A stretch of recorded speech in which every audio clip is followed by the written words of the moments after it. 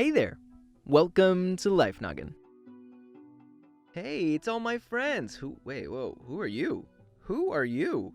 This video was made possible thanks to Wix. If you're looking to create a website, head on over to wix.com/go/lifenoggin. When people form groups, it's usually because they have something in common. Book clubs, D&D parties, the DeFranco Elite, even the Triangle Bob fan club. Yeah, no, that exists. But what if people got together over something that unites a bunch of us around the world? I'm talking about the internet. And what if it wasn't just a group, but a whole new country? Let's assume everyone who used the internet was a citizen. They had to spend most of their time online, and they could still physically be in another country. So, what would it even be like if every internet user was united under the virtual nation of Internet Land? We might be able to think of a better name. Let me know in the comment section below. Well, for one, based off of population alone, it would be the biggest country in the world, by far. Looking at a few different pieces of research, it seems around 4.4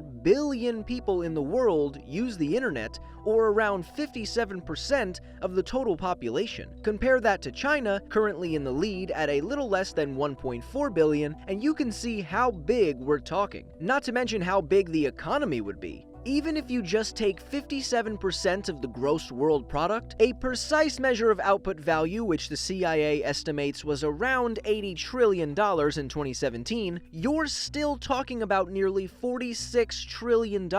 That's a lot of pizza bagels. Our internet country would also more than likely be a place built and maybe even governed by younger generations. Let's take a look at the United States, for example. According to stats from the Pew Research Center, in 2019, practically all US adults in the age range from 18 to 29 use the internet, while around 27% of those aged 65 and over admit to not being online. That's a good chunk being left out of the loop and not having a direct say in anything that goes on. Politicians are often older in the US, with the average age of senators being around 62 years. But if our internet population is younger than normal, it makes sense that the governing body might be as well. From a social aspect, having an online country could have some significant downsides if everyone needed to interact online instead of in person. According to a 2012 study from the University of British Columbia, cyberbullying can be more prevalent than traditional bullying. They found that 25 to 30% of younger people had experienced or taken part in cyberbullying, while only around 12% of them had experienced or taken part in schoolyard bullying. Especially if people began to be raised online, this could lead to a big issue. Our virtual society could also be harder to regulate or keep track of due to how much of the internet isn't easily visible from a Google search. Estimates have said that compared to the normal stuff, the parts of the internet that are effectively hidden from search engines, known as the deep web, are 400 to 500 times bigger. If you look at online content and web pages as the internet's exports, it's crazy to think of how much that the internet landians will never know about. So, how often do you use the internet? Are you a 1 to 4 hours kind of person, or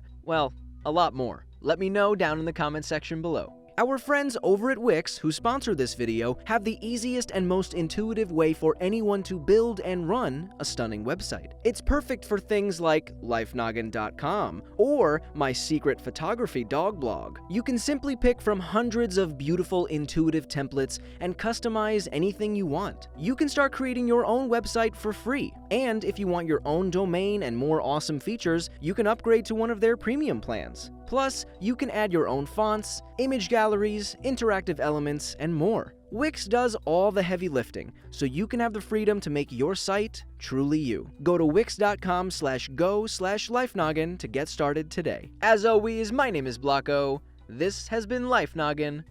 Don't forget to keep on thinking.